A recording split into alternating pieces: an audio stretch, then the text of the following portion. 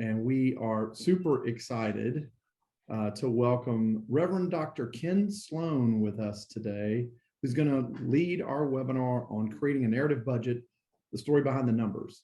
And this is a webinar, we should be about half an hour, so we're not going to take up too much of your time, but it really is, this webinar is designed as a preview, if you will, for a series, a self-paced series, 8-part series that Dr. Sloane has developed on creating a narrative budget. Ken's going to discuss generosity theory, as well as the practical nuts and bolts of constructing a narrative budget. And as I mentioned, we're honored to have Ken with us today because Ken is the UMC's Director of Stewardship and Generosity within the Discipleship Ministries area of the United Methodist Church. Ken is based in the lovely city of Nashville, Tennessee. He is a clergy member of the Greater New Jersey Conference, where he served 20 plus years in local church ministry and 5 years as the director of connectional ministries. Ken has written and hosted a number of courses. You can find them on the United Methodist Conference website under Discipleship Ministries. Also through the UM News email newsletter. If you don't receive that, I'd encourage you to go online and sign up for that newsletter, and it comes out 2 or 3 days a week. It's really a great resource of news and all things Methodism across the denomination. And Ken is just a wonderful resource and a great friend of our foundation here in Louisiana. He's written in this new online course, and as I mentioned, it's 8 self-paced sessions offered at no cost through Discipleship Ministries. And you can sign up for the course by going to umcdiscipleship.org and click on the e-learning tab. So there's a little bit of housekeeping notes. If you have any questions, please type them in the chat whenever you would like, and Dr. Sloane will address them at the end and I'll moderate.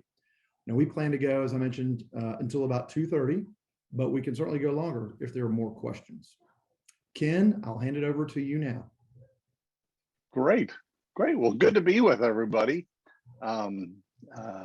Thrilled to be able to share a little bit about something special that we just launched in the last couple of months. Actually, in September 20th, we launched the narrative budget class, and we've been really excited about not just about the number of people who've signed up for it. We're getting close to, I think, about 400 people who are participating in it, but the number of people who are finishing it, and I'm starting to get some of their narrative budgets. I'm asking folks to upload narrative budgets to me in the course voluntarily, and some of the ones that I'm getting to see are kind of exciting. So I really am excited about that it's a new tool that we're offering to folks in the church, and I'm glad to be with you. Appreciate Chris and Kelly, who is behind the scenes and keeping all the mechanics of things working, which is great, and always good to have somebody doing that. So I'll try and move through this kind of quickly, and unfortunately in 30 minutes, I can't tell you everything about making a narrative budget, but the course is free, and it's a self-paced course, so you know, I'm going to invite you to, if you want to take it, sign up for it and move through it at your pace. Some folks are kind of rush right through it, and it's great. But I think it's kind of a reflection of my attempt to get a better understanding of putting together a narrative budget. So I'm going to share my screen, and let's see if we can get back into this. There we go. Okay. And so again, I appreciate the foundation here in Louisiana sponsoring this and give me an opportunity to talk to some more people about it. First question I always start with is, there's a little strip down at the bottom of your screen that kind of says something. You can do reactions. So you can do any kind of emoji reaction to this that you want, but I'd love to see for how many people who are watching this, does this kind of an image, this kind of a page, make your heart beat fast? Now, there's probably some accountants out there, maybe some local church treasurers who see something like this, and it really does. It kind of, it kind of gets them excited. I always tease my wife because my wife is an Excel person and I'm a word person. You know, she's a numbers and columns person, and I'm a story person. But the reality is that this does excite some folks, but not everybody. And so I also contrasted with, well, does a page like this get your attention? And for others of us, people who like to hear people's stories and get in touch with people's stories, many of us are more engaged by stories and images and things like that. Now, one of the things I want to be clear about kind of early on in this process is that you don't have to choose sides. The reality is that both of these are key tools. Nothing in the narrative budget courses. In fact, if you take the course, you'll read my saying this over and over again, that one is not there to replace the other. They both have to work together. Some folks think that if you do a narrative budget, that's how you build your budget. And that's not what a narrative budget really is about. Line item is basically where we have all traditionally kind of put together our local church budgets. And this budget here is, I've given it the name, the Hope United Methodist Church. It's a budget that I found on the internet that seemed to be a good amount for me to work with and had some good categories and expenses.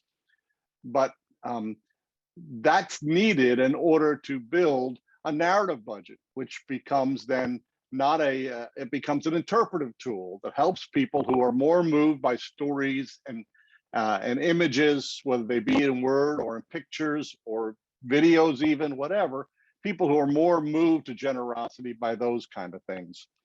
And so one of the key things I want to share with this is that, you know, both of these are important tools to have in the toolbox. If you only have the tool of the narrative budget, you're probably not engaging those other people on the other side, the story people.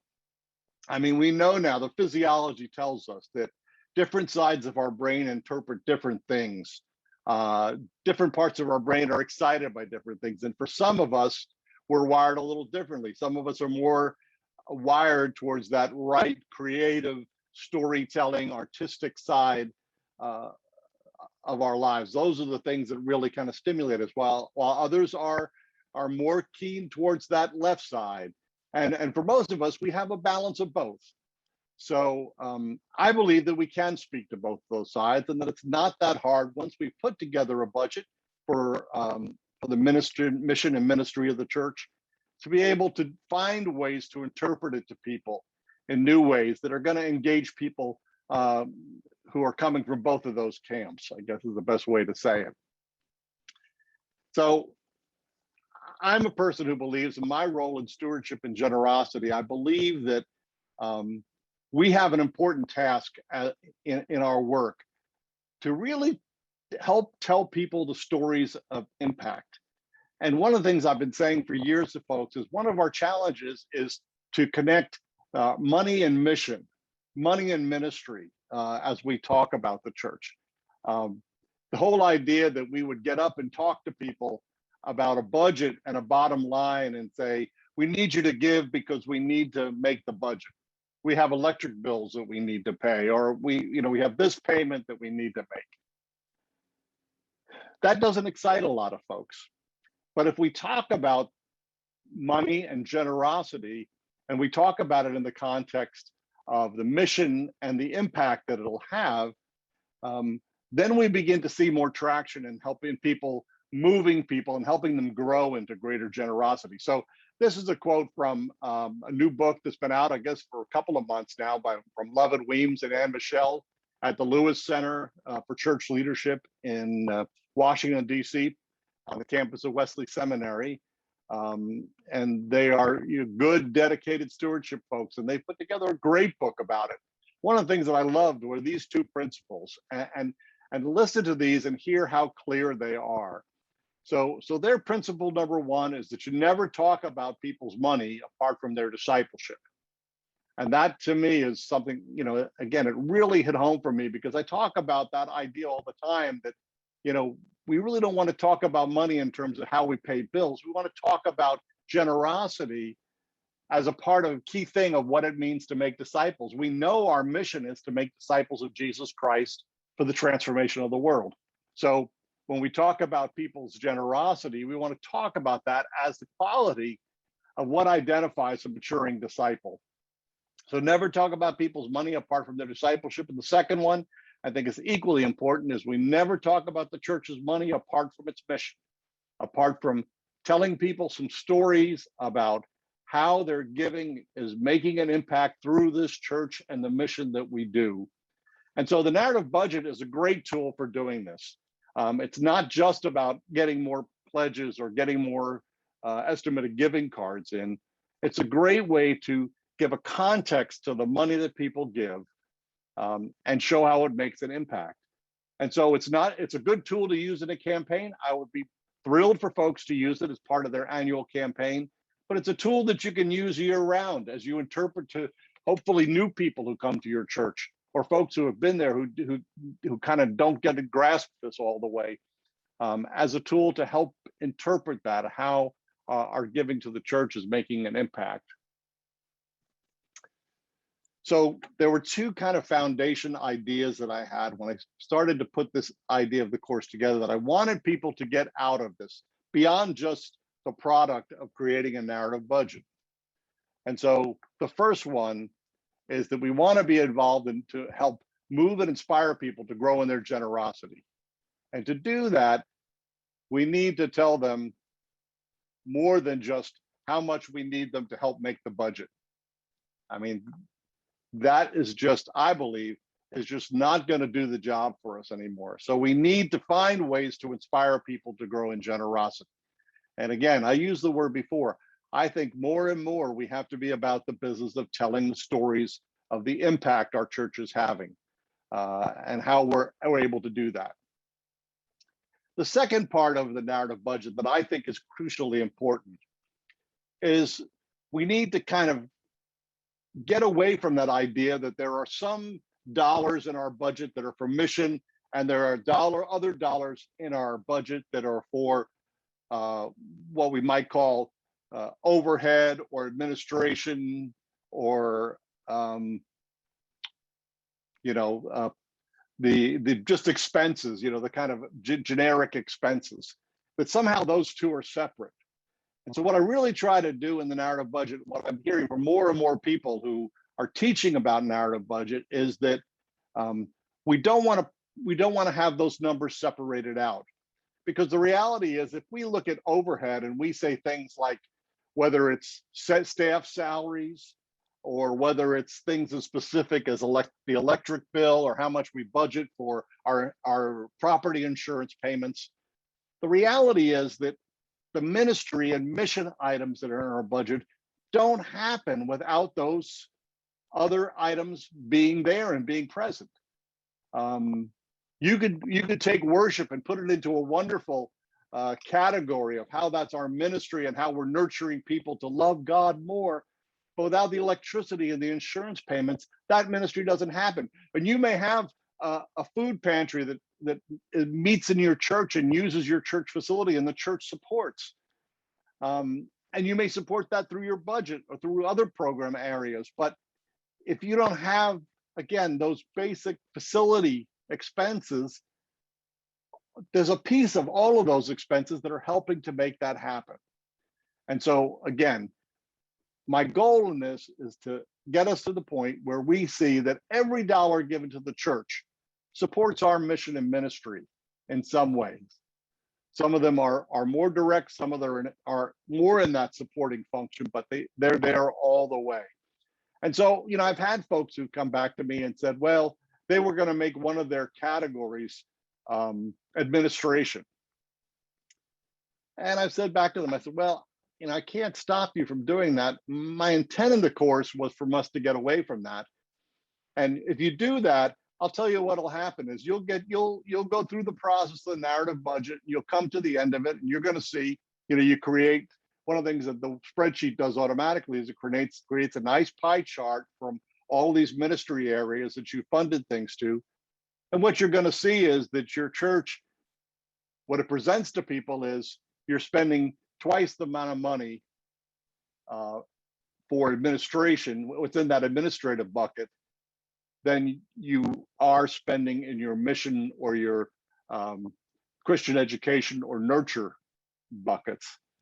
And that's not what we want folks to, that's not the impression we want to, we want people to understand that these ministry areas are all supported by all those administrative expenses, not that they're off here in something different. So that's kind of my bias in presenting the program. As Chris has said, there are 8 sessions. They each start with a video. I kind of give a little preview to what you're going to be reading. Again, generosity theory and mechanics, all that mixed up. You can see this is a screenshot from the format of how the course is set up. And you, as you finish one item, you move down through the X, you watch the videos right there. In each one, I kind of give a question at the end of each and ask folks to comment. And it's really, the comments are more, the questions are more directed to helping you try and think about your church's ministry in terms of images, both in, again, in words and in visual images. And so to think about those and kind of keep those in mind. And so that's part of what goes on in the course. And again, it doesn't take a long time to go through each of the sessions. The questions are not, you know, they're not complicated. They're nothing you need to study for. The idea is to get you thinking in that terms. So one of the key ingredients in the course is what I've created, which is an Excel workbook. And you will download 2 of these. One of them is a sample. That's the one that I'm showing you now, is the Hope UMC 2021 budget. This spreadsheet is all locked down. There's nothing you could do to change it or whatever, but it's the spreadsheet that I use to create the narrative budget for this course. And so what you'll see is, you'll see on the left-hand side, of course, just like a line item budget, you'll see all those lines going in. Invite folks to move those from their line item budget into the second spreadsheet, which I just call the Your Church workbook, and invite you to go in and change the name, put your church name in there or whatever. And that's the one where you actually have the ability to put your line items in. You'll see across the bottom that there's a number of tabs. Each one of these are different sheets in the workbook. And so the second tab that you do is the tab where we talked about before, where you identify what your buckets are. And for mine, for the sample one, I just used the 5 practices of fruitful churches that Bishop Schnase had done. It was an easy one for me to find. And I thought, you know, my make-believe church, that would be the buckets we would want to arrange things in. But you'll go in and you'll change these to names that are going to be more, that your folks are going to relate to more, that are going to be more responsive to them and help them get excited. And just one of the first things you'll need to do is determine how you're going to divide up your budget. Everything that's in your budget will go into one of these buckets, and you can do 5, you can do 4. I actually had somebody who had a mission statement that had 3 ideas in it. They wanted to divide everything up into 3, and so they did theirs that way. You just don't put anything in the other 2, and create your own names, and one of the buckets are going to have meaning for you. And again, we take you through that whole process and give you some ideas of ways you can brainstorm what are those bucket names that will excite people in your church, what will get them kind of motivated, and all those kind of things. Then you'll see a bunch of other tabs down there, which I'm not going to kind of talk about, but that's the process that you'll move. There are techniques for how you divide up these items that are in your line item budget. There are different sections. The clergy expenses are all in one section. Programmatic expenses are in another section.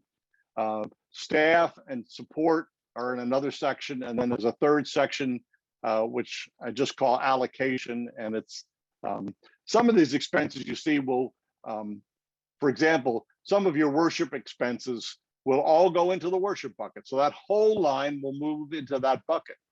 In other places, like with your clergy expenses, we're going to ask you to ask your clergy to say what estimate a percentage of your time that you put into each of these ministry areas, and then their expenses will get divided that way. Some of the other ones, the staff and support ones, which are where these are areas that are not clergy, but a little piece of their work touches on all these buckets as well. And that would be the places where I would put things like property insurance and utilities and different items like that. And those, again, will be divided by a different percentage that you'll come up with. But finally, I think the allocation bucket is for certain specific items. And it's not probably a lot of these where an expense doesn't go in all the buckets, but it goes in more than one. And so they had to kind of have their own, we had to set up a little special area for those. And the example that I use in there is a church has a youth ministry intern who basically works with young people, and their work is primarily in the areas of, in the case of my categories, intentional faith development and risk-taking mission and service. But they also help out in worship on Sunday mornings. And so we have a little part of their percentage that falls into the passionate worship section. So again, that's how we use that tool. When you get to the end, you've spread your budget out. You have your narrative budget categories. These are the percentages that came out for me and for the Hope UMC Church. And it'll automatically generates a little pie chart for you to use. And again, I've said to folks, I said, you know, you're welcome to copy this and use it in your narrative budget, or you can get creative about it. You can take the data that's in that chart and design some kind of a graphic that explains it in a different way that might be particularly creative for you and that might be engaging for your folks as well. One of the things that's really important, and I say this, and I wind up saying this in just about every webinar I do, is that I try to give folks the best advice I can, but I always try to put this caveat in that I don't know what's the thing that's going to work in your church best.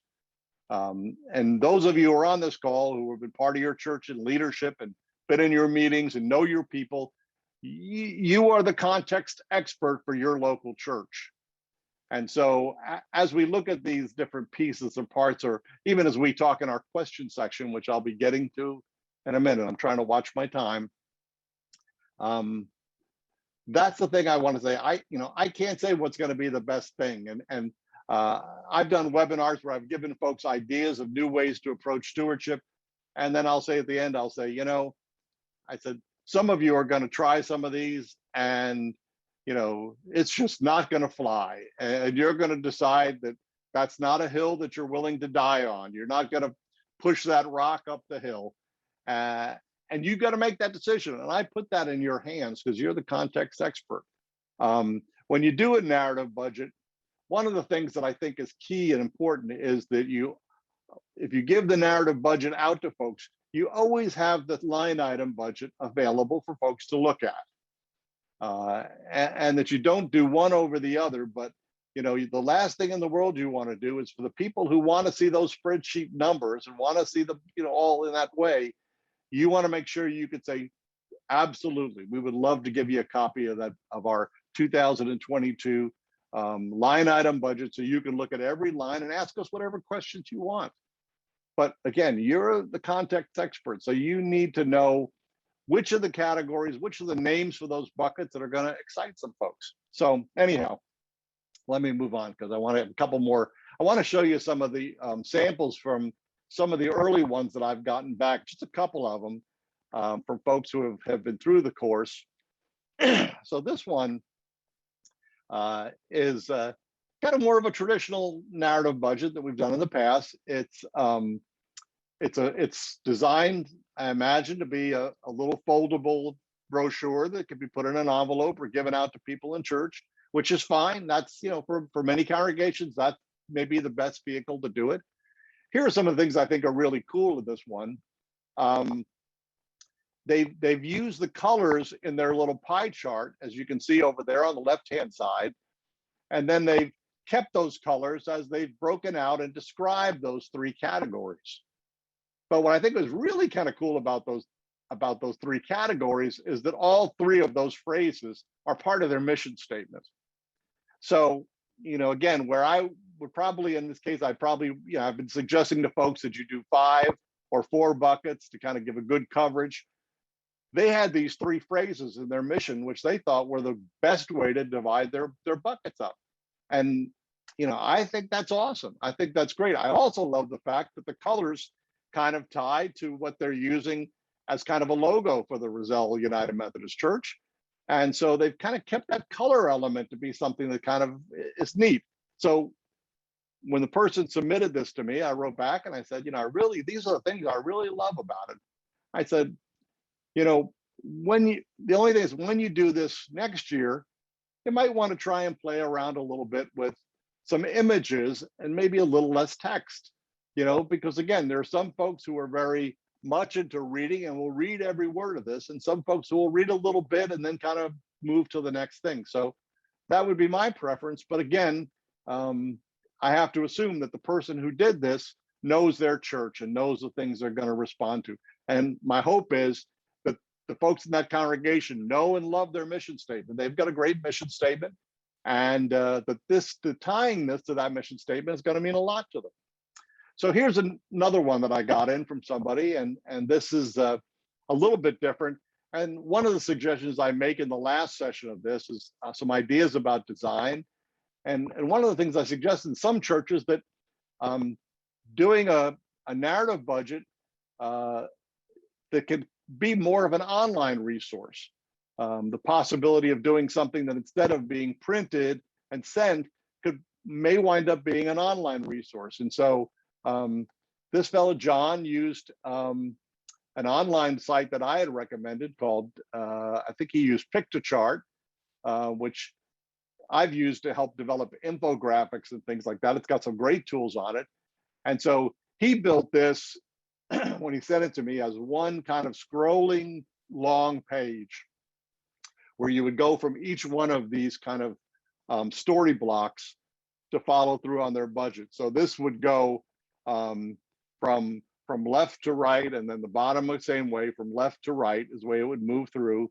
So they identifies their church, puts their budget little pie chart right up front, puts their mission statement up front, and then follows through on their different areas where they've divided up their buckets.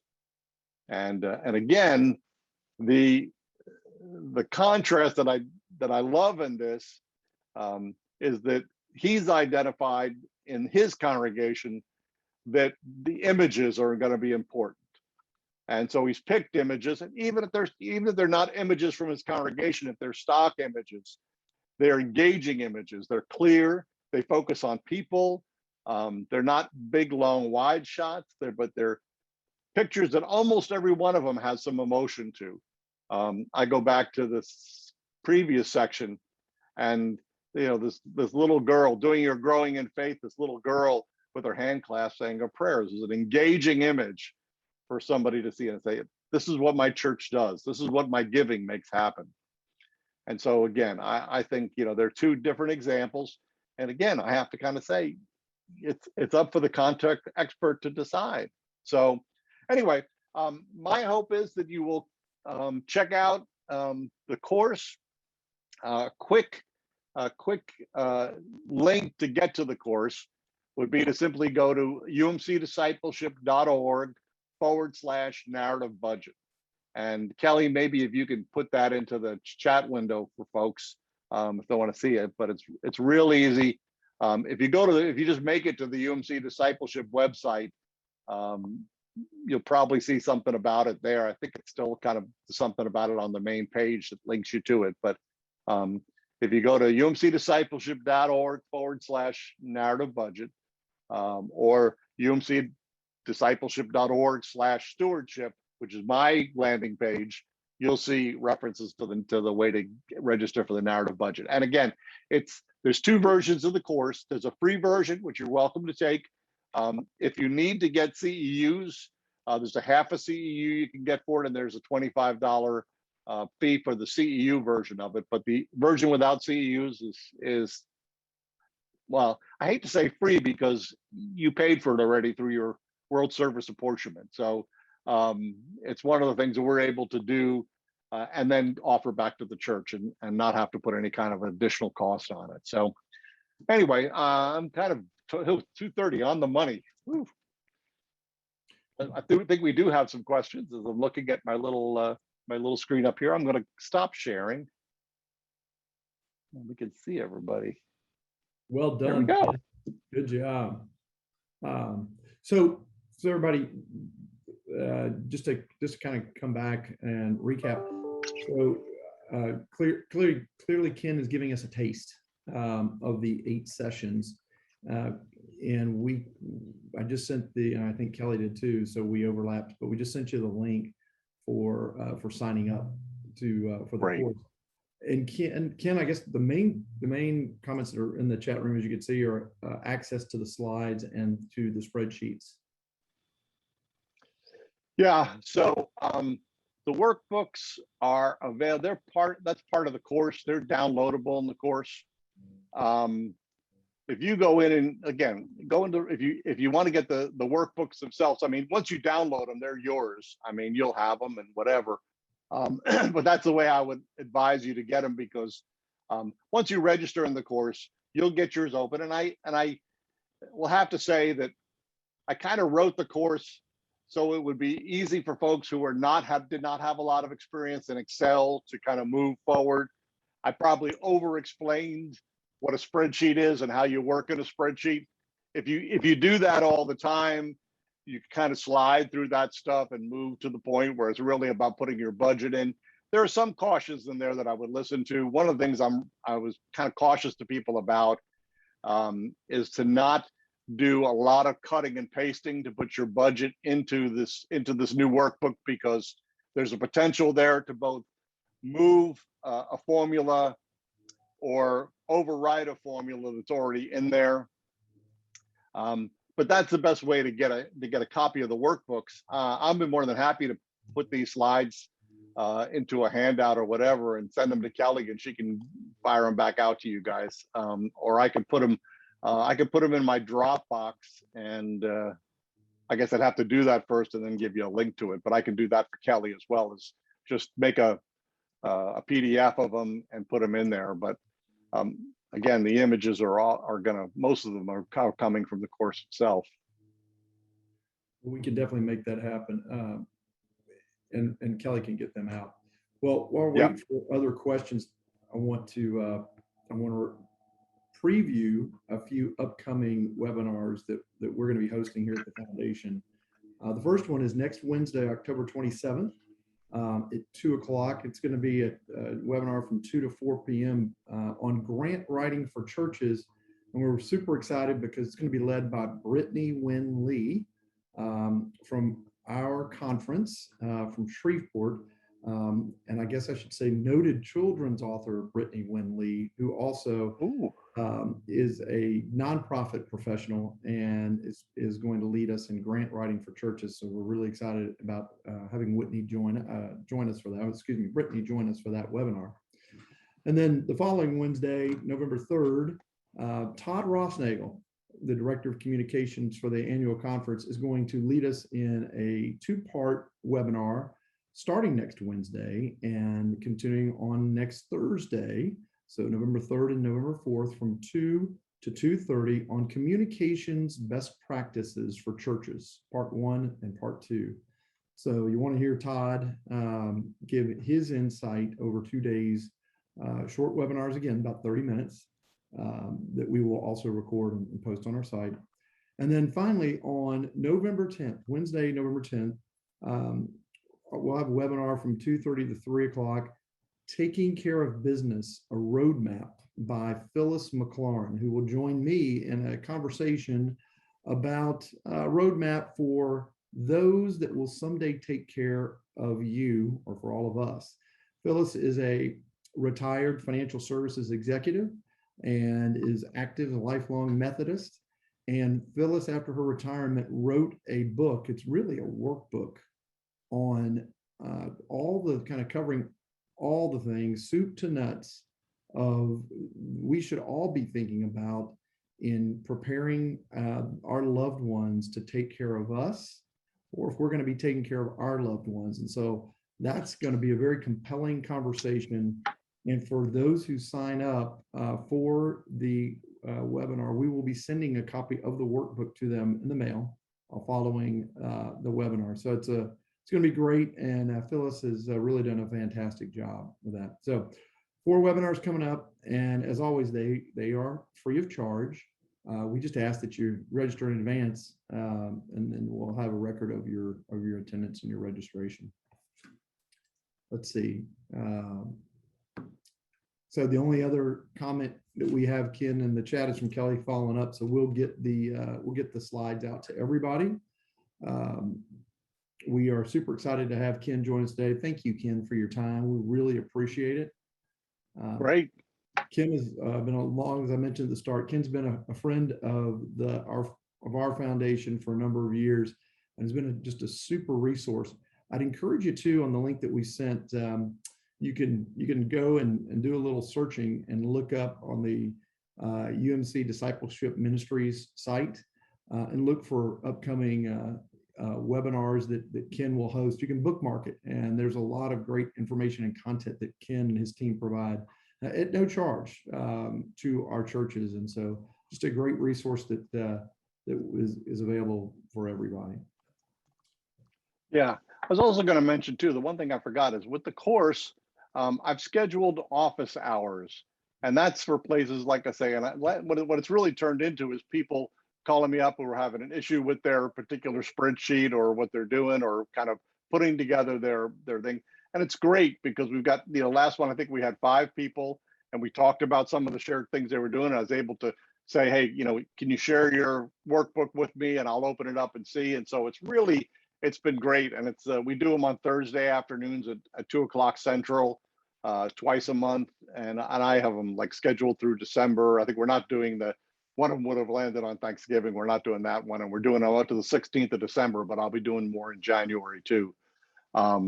So anyhow, so that's kind of a place to kind of get, some hands-on help with it too. And it's been great that, we've had good numbers of folks that we really were able to deal with some of people's questions they had. And sometimes it's even questions about, how do we negotiate starting a narrative budget with our finance committee that's, is not real enthused about it, kind of a thing. So we can help in whatever way. But yeah, I look forward to hopefully seeing some of you in the course, because I respond to all the comments. And so I'll look for some of them. Looking at these names, so I'll remember them hopefully when I see them. But it would be great to have you there.